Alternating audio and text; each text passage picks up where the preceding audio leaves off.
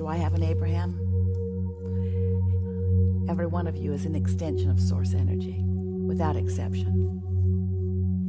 And you are being called to the whole of who you are, to the most expanded version of you. That non-physical you, who remains in non-physical while you are here, is expanding as a result of you being here. Every time you explore this new environment and you ask for something that you have not asked for before, there is an expansion that takes place. The question is, are you keeping up with the expansion that you are providing? Because your inner being is, and when you feel positive emotion, you're keeping up with the expansion. When you feel negative emotion, you're not. Abraham, next question.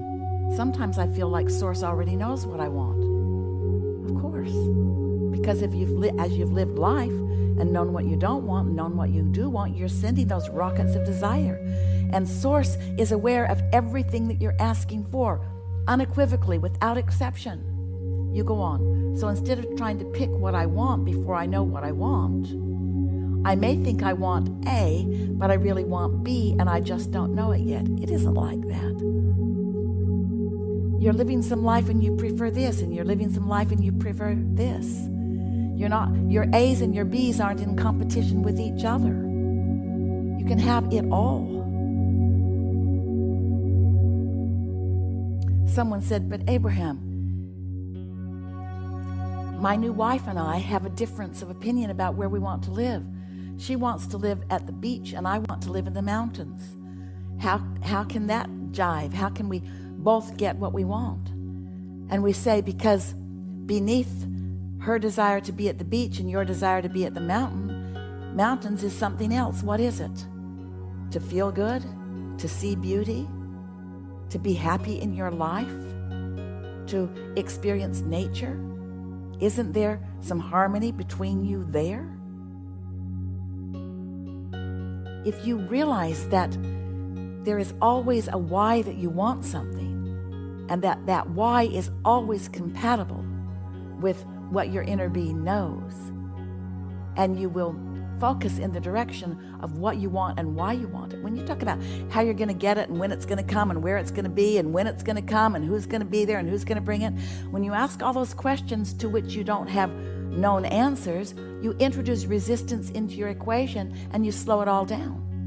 But if you think about what you want and why you want it, your vibration clears up, the resistance subsides, and you begin moving in the direction of the never-ending unfolding of the wonderful things of your life experience.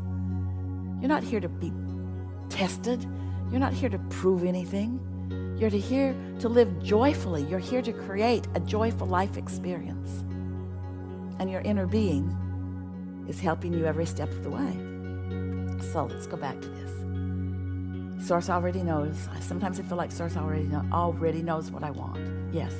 This question gets a little more specific here.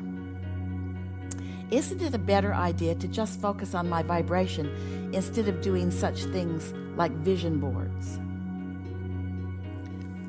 This is a question that comes up often. How specific should I be about what I want? And our answer is, be as specific as you can be while still feeling good. So if you say you want something and then you realize that you don't know how it's going to come or where or when or who, but you're trying to be specific, you're going to get knotted up in that. You're going to feel frustration and uneasiness and maybe even unworthiness, maybe even not capable of doing it. Because in your confusion, in your vibrational confusion, you're not letting evidence in that lets you know that you're on the right track. But if you could be more general, if you could speak, as we were saying, beneath what is beneath that, if you could be more general, I want this because I believe I would feel good in having it. And I like feeling good. And I like evolving, and I like expansion, and I like new experiences. As you're more general, then you're right. You introduce less resistance into the equation. However, sometimes when you don't have resistance, it's a really good idea to be more specific because it's just way more fun.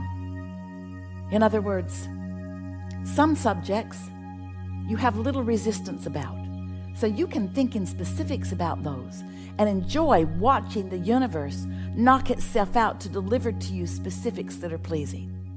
Sometimes you have more resistance, so stay more general on those topics. It's like you have your hands on the steering wheel.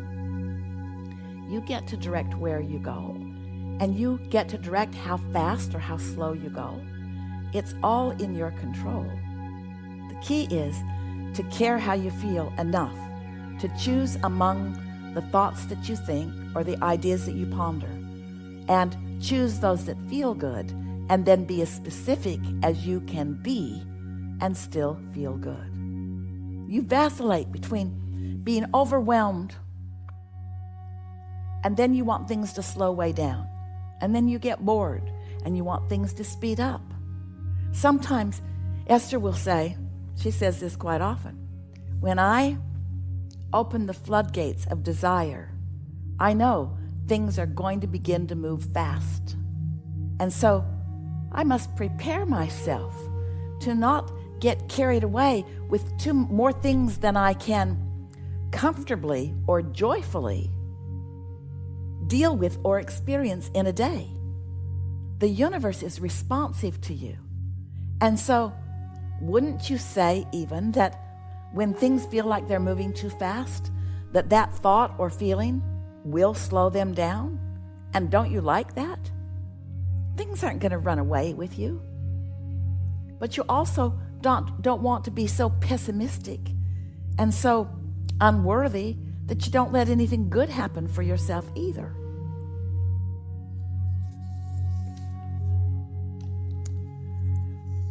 Abraham, since my inner being never looks back, we tell you that the biggest difference between humans and your inner being is that your inner being is not looking back. Your inner being is looking forward, because your inner being knows that as you've lived life, you've launched these rockets of desire, and that there's a vibrational reality that is in the process of becoming, just like the seed that is in the ground, even before you can see it, is germinating and is becoming, and that eventually it will show itself to you. You will be in a place where you will see it. Everything is like that. So your inner being can look back.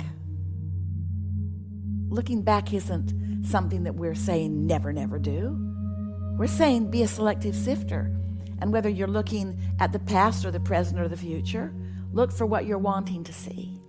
But the tendency in humans in looking back is a sort of lamenting youth that is lost, or lamenting or being sorry that you didn't do a better job of taking advantage of life when you were younger. In other words, most humans who look back do a disservice to themselves because they find vibrations that are not in sync with what inner being is doing. So why do we tell you that your inner being doesn't look back? Because your inner being is always looking at you in your powerful now. Now is where all of your power is. Now is where the non-physical you meets the physical you. It's where all of your vibrations converge. It's where you are a cooperative component to who you really are, meaning your inner being and all that your inner being is evolved to, or whether you're not. And so your inner being is fascinated, so eager about you, where you are in relationship to what you've asked for. That's why there is that calling. That's what that inspiration is. Motivation is knowing what you don't want and trying to prod yourself in the direction of wanted. But inspiration is being in sync with that source energy part of you who is calling you forward. And so your inner being is not looking back. Your inner being is looking forward, standing right here with you, right where you are vibrationally in your present and powerful now, and looking forward to all of the things that you have asked for, and shining that emphasis, that consciousness, dominating the vibration on your behalf of what you want. That's why when you get in the vicinity of who you really are, things move faster, things feel better.